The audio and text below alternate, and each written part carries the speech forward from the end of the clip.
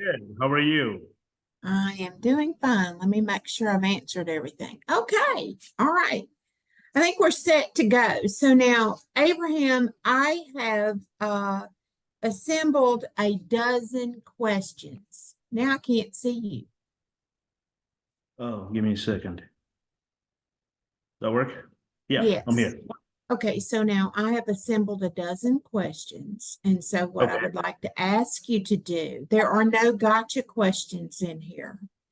Okay. These are questions that I believe will appeal to the delegates and give them insights into who Abraham George is and what you believe, and then your leadership style. So now I would like for us to be able to get through all of these. I'm going to try to be very consistent with asking all of the RPT chair candidates the same question. Okay. Sounds good. Same set of questions. And so if you would try your very best to specifically answer the question, my goal is to interact with you as little as possible. So this is going to be different from my interviewing you for the House, Okay. because this is just to ask you questions and you tell people about yourself. Okay.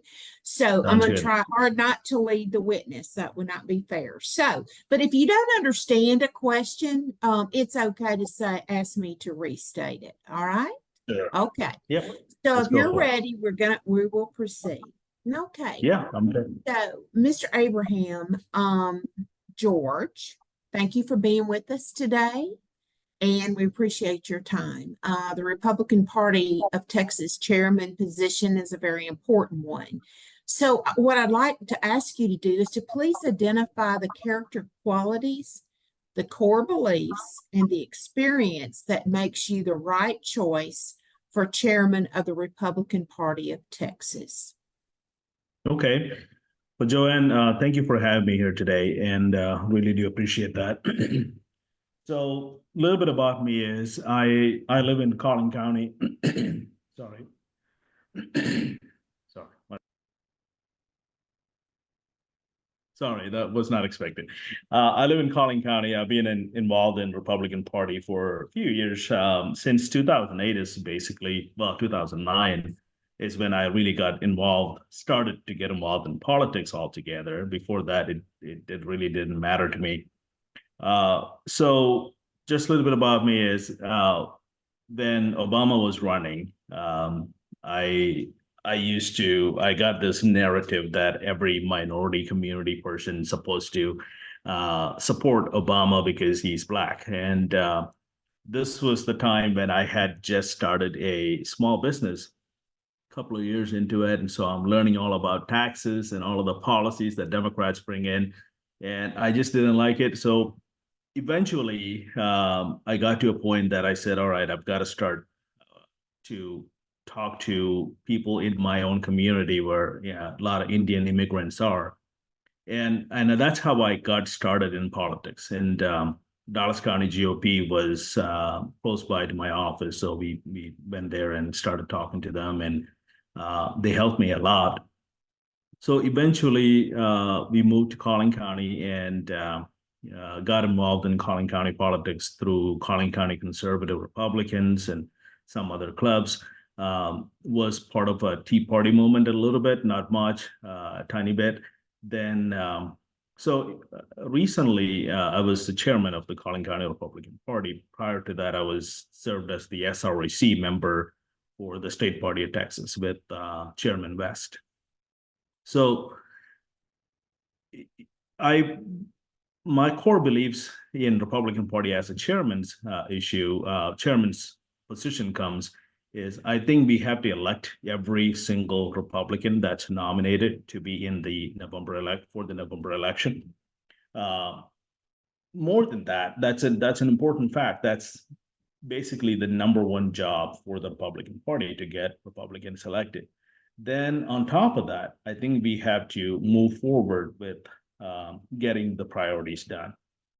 That's the that's where the party and the elected officials kind of clash a little bit, not a little bit, a lot these days, unfortunately, And I think the party is in a place where today that where we can actually move forward with holding a lot of these, I would say, moderate Republicans accountable, because the party has strengthened itself under the leadership of Matt Rinaldi, Chairman West, many of these guys, because we were in the past, we were just we will elect our representatives, then we will go and basically a cheerleading team for them. Now we are holding them accountable, which is wonderful because the whole idea of Republicans getting elected is to move the Republican priorities forward, our platform forward. So that's kind of where I stand on this. My vision for the party is where I want to take the party. We have to fundraise to get people elected. We have to have a get out the vote, not just a GOTP effort. I think it needs to be a effort in a way that it actually means something. So all over state of Texas, people are excited, especially with Ted Cruz on ballot, Donald Trump on ballot. There are some challenging races that are coming our way. So there's a lot of work to be done, and we got to build the party together. And I'll talk more about that. So that's Okay. where I'm at. Okay. Thank you very much. Okay. Where can the job description for the RPT chair be found? And would you please cite your understanding of those official duties? It's in the rules of the party. It actually can be found on texasgop.org, and you can go to the rules, and it's under there. It's a very small description of, party is led by the chairman with the SREC. The more than that, I think where party chair's job description comes from is the grassroots people asking the party chair and the convention and the SREC members to push the priorities, push the platform, and also to get Republicans elected. So ultimately, that's what it comes down to. It's just moving the party forward in the state of Texas. Okay, thank you. Where can you find the best indicator of what the Texas Republican Party base believes about key issues? And how do you believe the RPT can best demonstrate to its voter base that they have been heard? And how would you lead that effort? Well, it comes down to our platform. Our platform is put together by sometimes 8,000-10,000 people on every 2 years. And our next convention is coming up in about a month. It starts from the county level, precinct conventions. You put your platforms, your resolutions in, then you go to the Senate district conventions. Then you can move forward to the state convention. At the state convention, you have the whole committees, so just very similar to what you have in your local areas, but at the state level. And once the platform is put together, it comes to the convention to ratify. Each person who's a delegate will get a chance to say yes or no to each plank. And once that's done, that's the platform for the next 2 years. And the Republican Party publishes that on their website, and every delegate actually get an email afterwards saying, it's published. These are the ones we selected. These are the ones didn't make it. So once that's done, I believe it is the party's responsibility as in chairman, vice chair, the SREC members to move that forward and get that done. Okay, thank you. You didn't mention the March 5th ballot propositions. Would you tell us what you believe that indicates, and how big of a role do you think the outcome of those ballot propositions should form what the party stands for and what it brings results to on behalf of the people? Yes, absolutely. So the March propositions are put together by the SREC for every Republican in the state of Texas. They can come to the primary and choose which one they wanted to move forward. If they don't want to move something forward, they can actually say no to it. We had so many this time, and honestly, everything passes. That's one of the things that with these March propositions, and most of the time, I would say it passes for a reason. And closing primaries was one of the major ones this year, and uh, property tax reform is always there. I mean, we pass that every year, so it's looked at as a guideline for our platform and our priorities.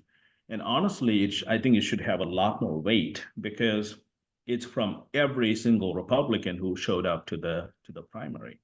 So it's more than 64 people. It's more than the 9,000 people. It's the entire state of Texas. So we should really consider that as a very serious matter to at the convention. Yeah.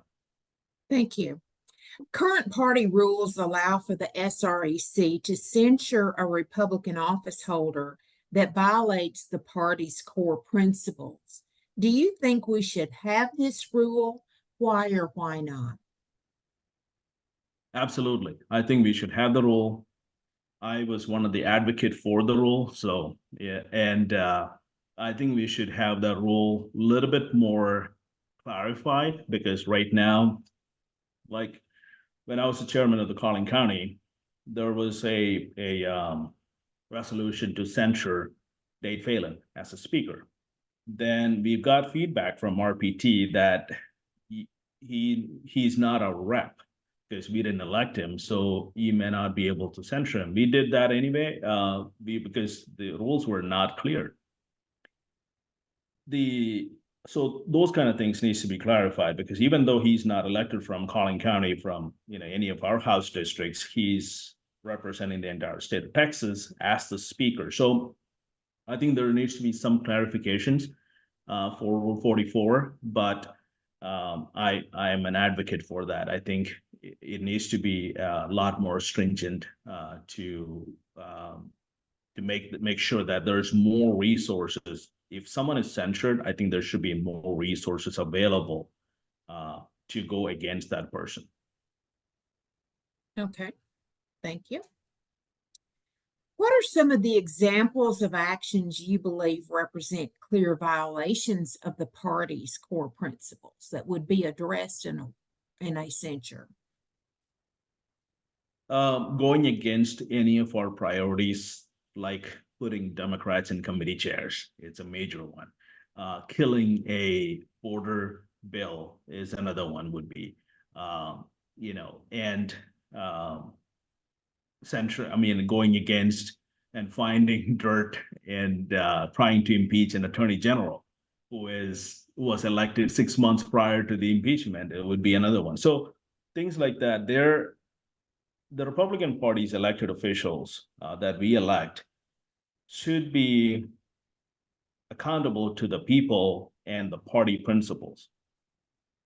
I believe the Republican Party name belongs to the people, not to the people who get elected. I'm talking about including the chairman and the vice chair and the SREC. I believe it actually belongs to the people of state of Texas. And if you run as a Republican and you don't believe in the Republican principles and priorities, then the Republican Party should have an option to remove you, and censorship is a great way to do that. Once a person gets censured, party should be able to put money and resources behind his or her opponent. So those are some of the things. Like closing the border shouldn't be an issue, but we have Dade Phelan going after some of the bills that put together by some of our conservative representatives and kill those bills, joining the Democrats. It's an example. Thank you. Yeah. Should you be elected as Republican Party of Texas chairman, what tangible metrics should Republicans use to determine whether or not you have been successful? Well, I think the first one should be if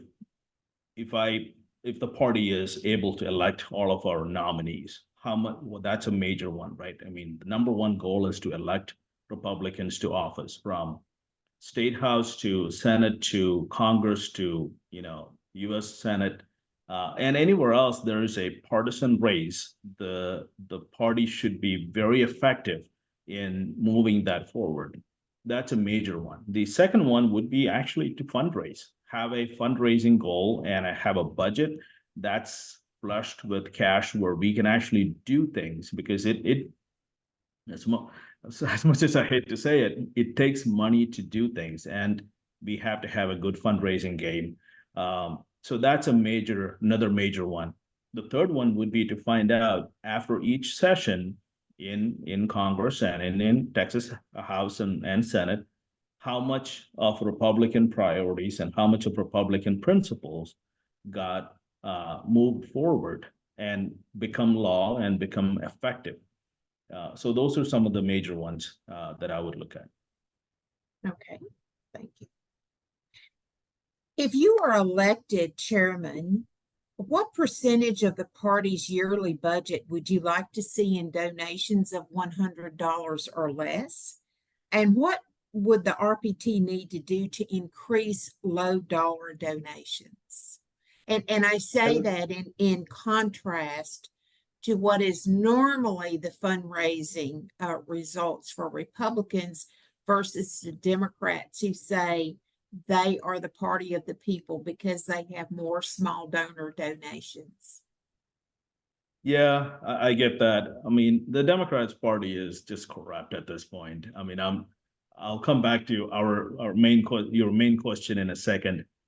I don't know if you probably have watched this. People are giving $20, $30 into the Democrat Party, and some candidates then the journalists and people like that go to their door and ask, "Hey, did you give that money?" And they're like, "No, I never done that." So Democrat Party's campaign finance report is not something we can take for its value. But I believe in Texas, state party, Republican Party should be able to raise at least 50% of its budget from grassroots, $100 or less.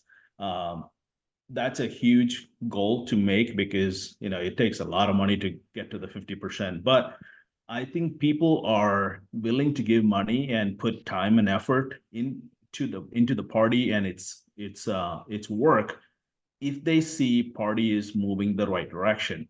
For example, we saw RNC change their leadership with Ronna McDaniel to the new leadership, and the fundraising changed overnight. They were raising millions of dollars because finally people thought, okay, there's some hope. So I believe the people will get behind a leadership if that leadership is willing to move the needle forward and actually do some work and get Republicans elected and hold them accountable and to get the priorities done. So I believe 50% would be the right number for me. Okay, thank you. And do you have some specific tactics that you would use in order to do that? That part of the question. Yes. So years ago, I think the grassroots club started at the Republican Party. I think it is rebuilding itself, but it's not quite where it was. We got to build that up to a much higher level. And having local events in different areas of state of Texas. Texas is huge. Trust me, I've been driving around all over state of Texas, and you can drive for 10 hours and still be in Texas. So asking every grassroots member to show up to the convention every 2 years is not necessarily it's not optimal. So having local events in different areas of state of Texas and having I don't want to compete with the county parties and their Reagan Lincoln days, but something similar to that in local areas like DFW could host one, Houston area can host one. So that kind of thing, that kind of events and having some educational programs for precinct chairs and county chairs and grassroots members, building a slate for local elections, things like that. So that kind of things will rebuild or energize our grassroots members and an average person who is not necessarily involved in party anymore. So that's my goals, like build that network back up again, which is possible because people have done it in the past. Okay, thank you. There is a perception that party officials must place value on the opinions of high dollar donors over the identified priorities of Republican primary voters and those of the convention delegates who serve to represent the interest back home. Do you believe that this is an accurate perception, and why or why not? I think it depends on the leadership. I can say it was there before. I think under Matt Rinaldi and Alan West, I wouldn't say that's the case. I think Alan West was probably the first chairman after I got involved, that actually went out and um, called out elected officials when they were not doing the right thing. And, that cost money. It cost money as in donors will back off and say, hey, if you're going to call out a house rep or a congressman, I'm friends with them. I have business that I donate to them. So those kind of things will happen. But, you know, uh, going back to the grassroots and asking them for $20 a month is, for me, that's much easier, because when someone gives 20, 30, $50 a month, they're not asking for anything other than, hey, can you get this priorities done? That's the only thing they want. They don't have a big ask, as in, can you elect this person or something else? Big dollars usually comes with that kind of string, and I would rather go to the regular people and ask for money. So the perception is true and false, depends on who is in leadership. So if the SREC and the chair and the vice chair is strong enough personalities, I think we can move the party to the grassroots a lot more. Okay, thank you. Do you support legalizing casino or online gambling in Texas? Why or why not? I do not. I know I'm a free market, limited government person by nature, but casinos and um, online gambling comes with all the other crime, all the other issues, all the other problems that it brings to the state. Look at all the states that's been legalized. They've done this, and it hasn't done any good for the people. Probably for some elected officials and for some business owners, but for an average person in Vegas area, it doesn't matter. It actually is worse for them. There's a lot more crime, and there's a lot more traffic, and there's a lot more problems. So I don't support it. And on top of that, as a Christian, I believe it goes against my beliefs. So I just can't do it. Thank you. Have you ever testified at a legislative hearing? And if so, can you tell us approximately when, how often, and on what topics? So yes, the answer is yes. I've done it both in person and also during the pandemic. It was, sending emails and doing it online and all of that stuff too. And some of the things that I've testified for is to support the sports, the women's sports. Removing men from women's sports is one of them. The religious freedom bills. I was the SREC member and also the chairman for the legislative priority religious freedom. So to keep the churches open if another pandemic happened. So that was one of the things so we were in Austin directly for some of those, and a lot of times we couldn't make it because it takes 14, 16 hours waiting in line to speak for 3 minutes. So I would say 2018, 2019 and 21 would be the two major ones. 2023, I did testify I think it was only 2 or 3 times. Yeah. And Thank you. Please describe the specific ways you have supported the work of the conservative grassroots movement in Texas, and be as specific as you can. okay. So I started as a activist for Collin County Conservative Republican. That was kind of like the main first thing that was, I can say, okay, I was part of this group. So it was years ago. Terry Wade was coming in as the president. Before that, it was Carl Maxwell. Um, and goals were there for me was to put technology together. That's my background. I'm an IT guy. So to put projectors and run the sound and things. So that's how I started for CCCR. Then I became a board member there. Later, I was elected as the vice chairman for the Collin County Republican Party. Did that for a little bit. So most of the things during those times were engagement. I was also the vice chair part comes with the job description. So the vice chair of engagement is what I was doing, and it was setting up booths at like Plano Balloon Festival and going there, standing there for 3 days and registering voters and asking people if they're Republican or not. So we had this Texas GOP did this. Uh, Push card says, okay, here's all the principles. If you said yes to all of this, you're a Republican. If you said, so we would hand that out and ask people, okay, do you support this? And most people will say, yeah, and say, well, welcome to the Republican Party. So it was very grassroots, kind of like be out there. And that was one of the things. My first block walk for Pete Sessions, actually for Congress when he ran in, I think it was 2012.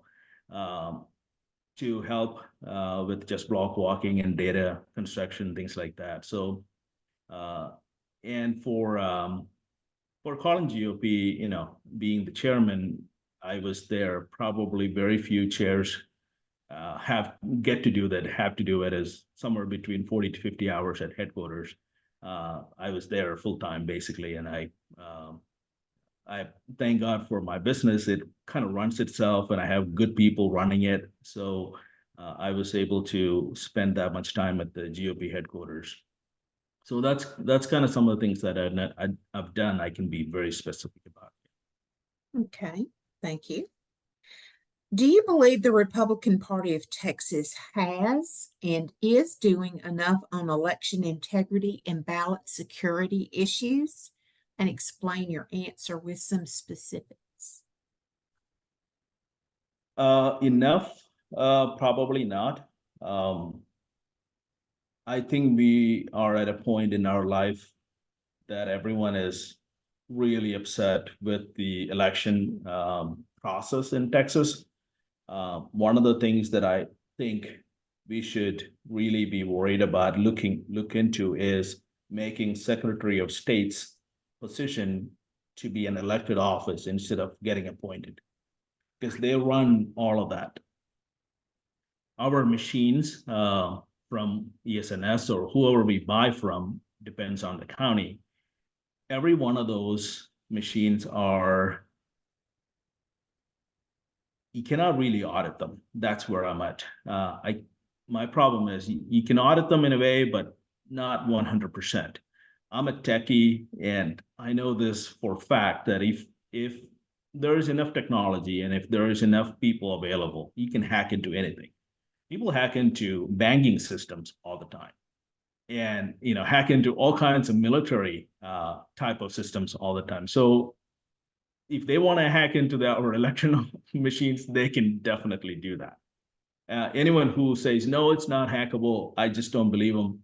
They're just covering up for whatever the incompetence they had in the past for by spending money on it or talking about it or advocating for it, whatever it is.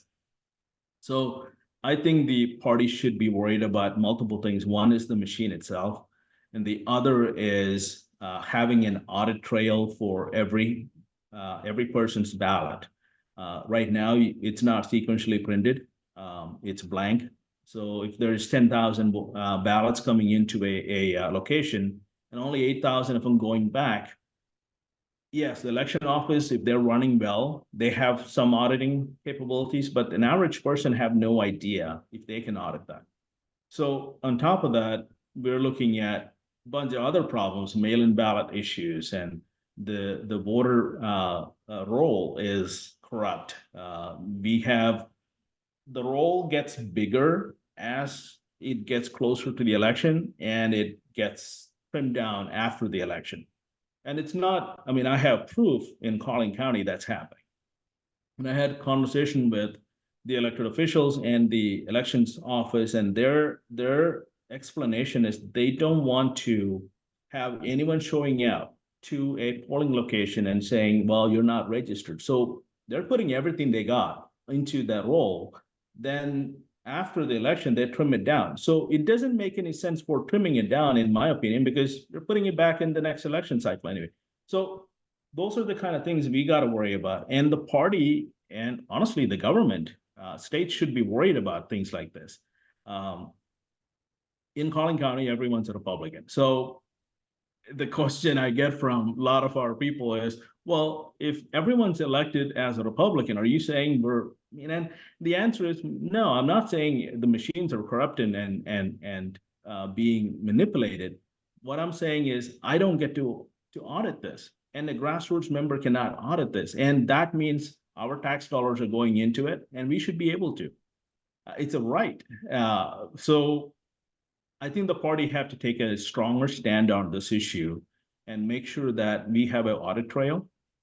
Everything is sequentially printed. And this black box that we're putting our ballots into have to be held accountable somehow. And if we cannot do that, we should go back to paper ballot. People are having a hard time justifying all of this, including myself. I'm like, I can't audit this. So if nothing can be done, at least the vendors are not going to play ball with us. We should go back to paper ballot and say, you know what, until you guys can come to us and give us a real solution for these problems, we're going to go back to old days and get it done. So I think the party have not just a priority, as an obligation to state to move forward with something like that. Thank you. Do you support legalizing or decriminalizing marijuana in Texas? Why or why not? I do not. It's a faith issue for me. I'm a Christian. My dad's a preacher. Grew up in that kind of that kind of environment. I don't believe in legalizing that. It comes with a lot more trouble. It's very similar to the casino issue, the morality and all of the other problems that comes with legalizing casinos. It's also with legalizing drugs. So basically, people will say it's a gateway issue, and it is. There are states that legalized it, and again, you can look at someone's problem and say, okay, I don't want to do that. And I think the state of Texas is smart enough to understand that and do it the right way, and which is not legalizing, not even touching it at this point. Yeah. Thank you. So now I'm going to give you a question that will give you every opportunity to tell delegates and alternates that might get a chance to vote on this race, what matters the most to you. So I gave you some specific questions. Now this is up to you. Reflect for me on the state of our state and our nation. Would you cite what you believe are the two biggest challenges for the Republican Party of Texas as you reflect on those big issues? And how could you lead on it? How would you lead on it? So, to give you where I believe our state and our nation is, I believe I came to United States. I'm a legal immigrant. I was not born here. I came to United States in 1996, going through the legal process. Took about 14 years for our family to come to United States to get the visa. I came to a country where opportunity, freedom, and is the reason. I mean, that's the reason for most people around the world come here. And today, I think we are shifting from a free market to a socialist government pushed by Biden administration and Democrats primarily, and honestly, some Republicans too. And it changed the landscape of our nation over the last 3-4 decades. And now it's getting much worse. It used to be, they used to hide all of this. Now they're not even hiding. They're openly pushing these agendas, radical ideas on America. So state of Texas, comparing to the rest of the nation, is doing much better. And even with that, we are seeing all the problems here in our state too. So I think the Republican Party, as the party of of the people here in the state of Texas, uh, we should lead on these issues. Attorney General Ken Paxton is leading on these issues. Even the Title IX issue, he just filed a lawsuit against Biden administration today, I think, or yesterday. So state is leading on a lot of the issues. The border issue, Governor Abbott is working on that. Our state legislators are working on that.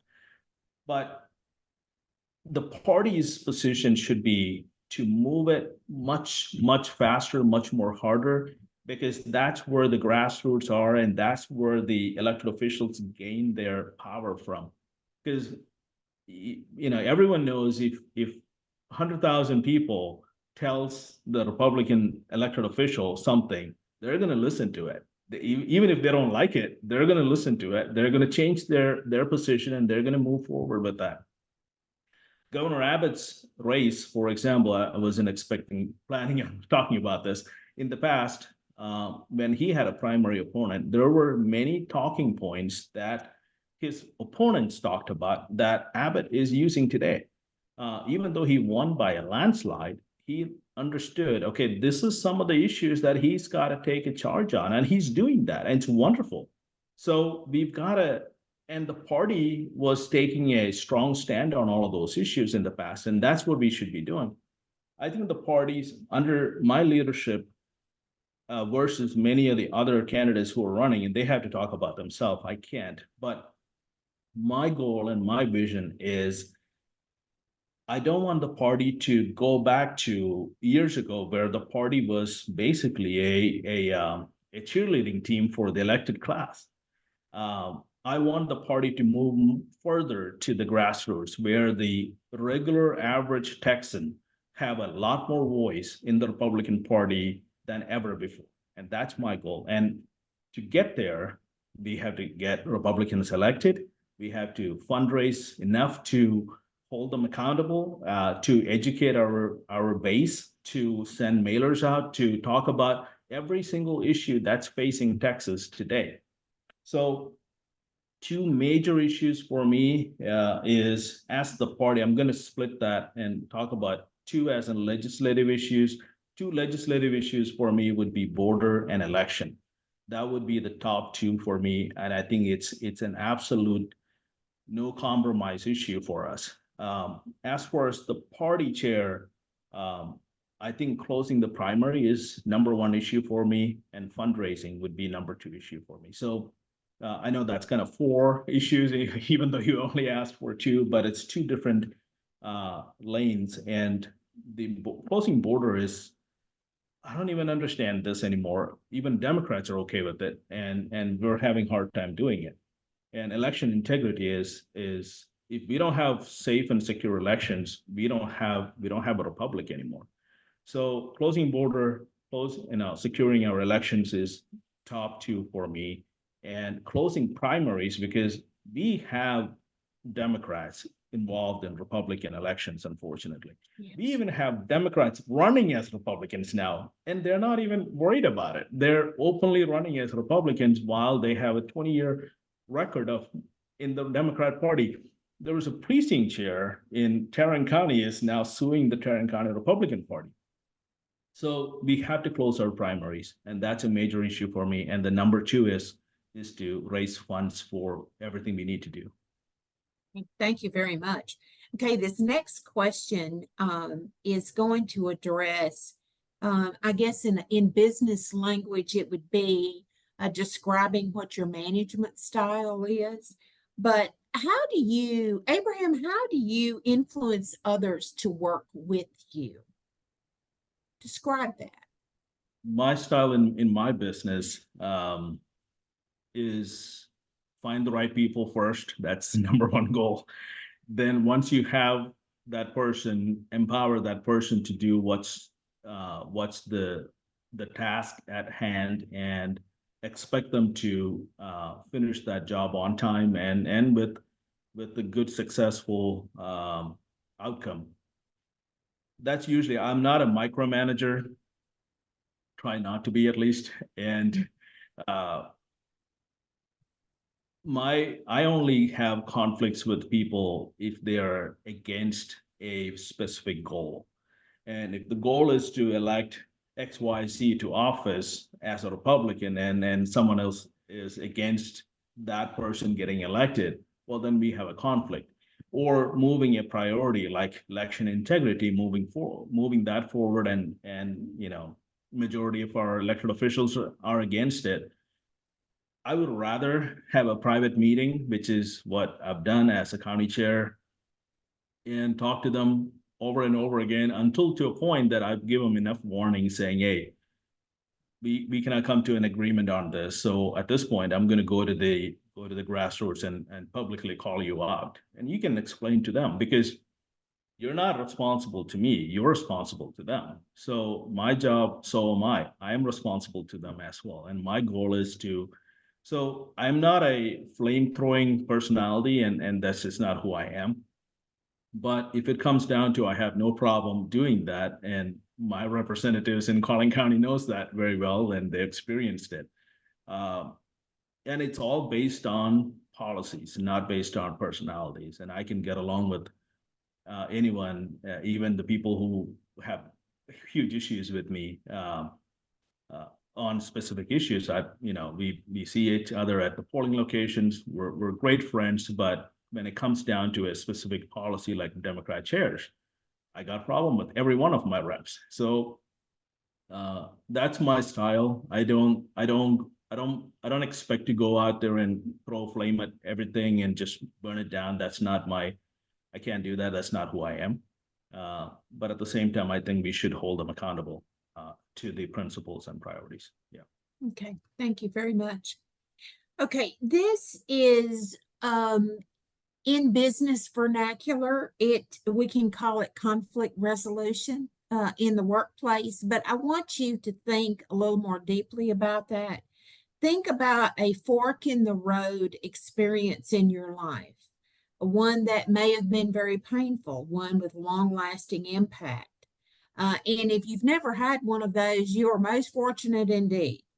But if you have had a major conflict in your life, whether it's in your personal life or in your business life, could you tell us what shaped your decision-making process and your actions, and what did you learn from it? Yeah, I've had a few of those in my life. I'm 45, so I'll be 45. But one of the things that I can talk about is I had many of those in my business relationships, my clients, vendors, partners, investors. So something that huge, that affects your livelihood, bring down your business or make it, to the next level, things like that. I tend to go back to just basics and say, okay, this is what our goal is. Can we get there somewhere, somehow? And if it's possible, it's great. If it's not possible, then we go our separate ways and find the best option to go as silently as possible. Just go your separate ways and move on. That's usually how I am. I'm not someone who goes to like take everything to court, things like that. I just don't have that in me. And that also gives me a lot of peace at night, saying, okay, I've done everything I can. And if that person or that group or whatever is not willing to play ball, now it's their problem. And this is my track, and I'm going to do this for my family, for my business, and my community. And there's no backing down on that track. If that has to go to court, if that has to, that whatever it takes, I'm going to go do that. And they can follow, or they can go away. It's up to them. I believe, especially if the other person is a Christian, I believe in actually sitting down and having a conversation about that issues, and kind of move forward from there.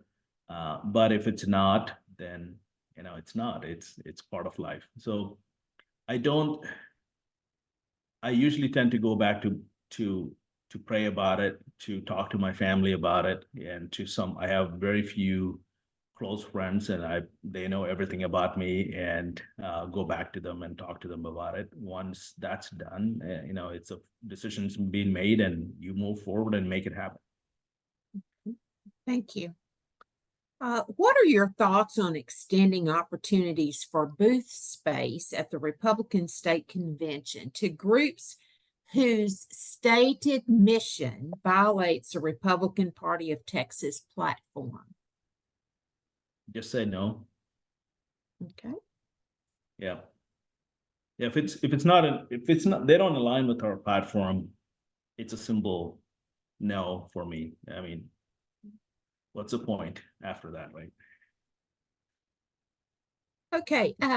So in your in all relationships in life, when you are trying to influence people and you're standing as a leader, what are the most important character qualities that you place the highest priority on? I think the listening to people and all sides is the most important one, and I learned that the hard way over and over again over the years. Not everyone's perspective is the same. People have their opinions that are molded by their experience from the previous years, some issues they had to deal with, things like that. So understanding, I'll tell you an example. A couple of weeks ago, I was in Comal County. I was a speaker for one of the conservative groups, and I talked about uh, abortion issue. And there was a person who was a Republican. I believe she's the precinct chair. She came up to me and she was so upset that I am a all-in no abortion person. And she promised to work against me for this campaign and said, I will make sure you don't get elected. So but we spoke for about 20 minutes, and she has some personal experience from her family, from her in her background, and that molded her opinion on this. While I don't agree with her on the principle, I understand her concern and where she comes from. So I think anyone who is trying to be a leader of a group or organization should be able to listen and understand and do everything they can to make sure that person is heard, and also strategically they should be able to look at it and say, how do we work with this person to move our agenda forward, because they will have some great influence in among the people who believe just like her, or no, that kind of personalities. So getting everyone on board to achieve the end goal is the best thing a leader can do. It's not about creating a lot of noise; it's actually getting things done. So that's what I would push for. Okay, thank you. Could you give us your thoughts on how we, as the Republican Party of Texas, can do more and take next steps to protect children from cultural Marxism? And be as specific as you can. Yes. So I think half of our problem is our public education. And the other half is just homes, honestly. Yeah. So the public education system currently is, honestly, it's broken. We are grassroots members are trying to fix it by running for school boards, trying to hold the school board members accountable. But it's more than that 7 people. It's much deeply rooted in teachers unions and um, in superintendents who outright believe that parents have no right. So we had to redo and rehaul our public education system as a whole. And I believe that it needs to go back to a place where it's about teaching them history, math, and science, and English, nothing else. Everything else should be left to the parents, to the guardian, whoever that is. The teachers are not equipped to do those things, and there's a ton of unfunded mandates that goes into public education uh, industry, basically, and say, okay, you got to do this, and they're not funded for it. Honestly, it's not even their job, but we do that. So redoing, rehauling, recreating essentially, and fixing the public pub ed is a major issue, main thing for us, and the Republican Party should be leading on that. We are, in a way, because our grassroots are so vague these days. We are, but I think the party can do more if we have enough resources. That's where it comes down to the fundraising part. The other thing is the parents. Parents need to take responsibility for their children. It's just simple. And if they can't, it's going to be a problem. It doesn't matter how much teachers can do. They can only do so much. So the Republican Party's goal should be for the children, to protect them, not only just about education, they should be about protecting girls' sports from and LGBTQ issues, and all the things that shouldn't be in schools. Schools are not about social life. It's about actually learning, and the social life should be outside of the school. I mean, I get it. I have a teenage daughter and a 10-year-old son, so I get it. That's the major part of their life a day. But at the same time, it's not about all of that. I was talking to my daughter last night, and she's got a bunch of tests this week. She said the whole thing the school taught her over the last 3.5, 4 weeks, she could review the whole thing in about an hour and a half.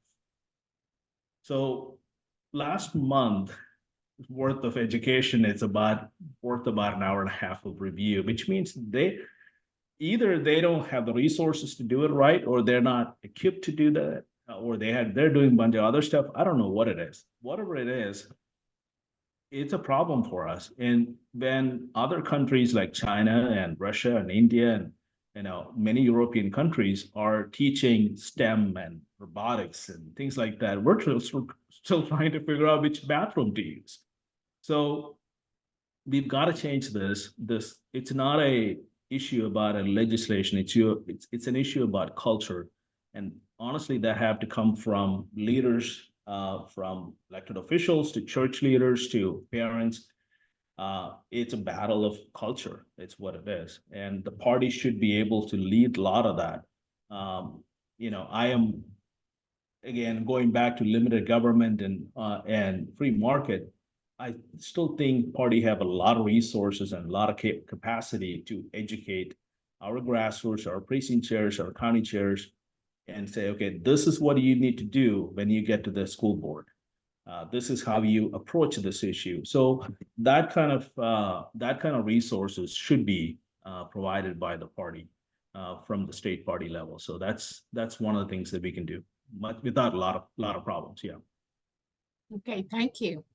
Well, we're reaching the end of the interview, so this is your time to close the deal. So I'm going to let you talk to the delegates and the alternates about who you are and what matters to you, and you close the deal with them. Okay. So, I'm a small business owner, a father, husband. Grew up as a preacher's kid, Pentecostal. My dad's a Pentecostal preacher. My dad and mom, they were preachers, pastors of a church here in Richardson for a while. They went back to India, and they're running a Bible seminary. And that's kind of like where my background is. I've been in the United States for almost 30 years, 28 years now. And I think this is the country. This is it. No one can migrate from US to another country and expect better life, better freedom. So whatever we have today, we have to protect that. And if we go back to our constitutional republic, I think we can get to a place that everyone's life is much better than where we are today. So the Republican Party have a huge role. We're number one party in the entire union. The state of Texas is leads on almost everything. We should be leading on everything, but sometimes we're not. Uh, the Republican Party and the grassroots members, the party chair, the SREC members, the county chairs, the precinct chairs, they hold the power, not the elected officials. I have to drive that in every time I speak. And I think the reason we forget that is there's a celebrity type of mentality when we see our elected officials. That should be reversed. They work for us. They're our representatives for a time being, 2 years, 4 years, whatever the time they're elected. And they need to advance our priorities. They need to advance our principles. And that's what the party should be holding them accountable to. We're going to have a great year in 2024. We're going to win every election that, I don't think we're going to lose anything, but we have to do a lot of work to get there. Colin Allred's team is just absolutely, hell-bent on beating Ted Cruz, and they are working hard. They're raising a lot more money, but I think Ted Cruz is going to win because he has done a great job in the Senate and people love him. And what's happening in our border is even Democrats don't like it anymore. So the party should be leading on all of these issues. And I think we have to have a lot more resources. That's a major issue for the party now because the elected officials, when they run, they take all the money from all the donors. And the party is left with all the mandates that it has to, move the needle on priorities, but don't have a lot of funding. So the next chairman have to focus a lot on fundraising and focus on fundraising from the right people too, because it needs to come from grassroots, not heavy big donors. Because if it comes uh, than what we have today. And to empower them, to educate them, to give them resources from all over state of Texas to be showing up to Austin to lobby for our priorities in the next session and to hold our elected officials accountable is a huge part of what everyone can do. Uh, that I think it's the direction of the party. Where do you want to take the party to? If it's all about, let's all talk about nothing controversial. Let's all come together and have this party mentality. I'm not the person. If you want the party to move forward in a direction that is good for our state and to say, you work for us and including me, including myself and the SREC members to be held accountable to the priorities and the principles. Uh, I think that's what I wanted to do. That's my vision. That's my goal for the next 2 years. So that's why I'm asking for your support. Um, it's not hard to do. It's a very simple thing. Nothing is complicated if you just look at it as it is. And that's tend to be my style of looking at everything. I try not to complicate anything. It's just, if it's not right, it's not right. It's very simple.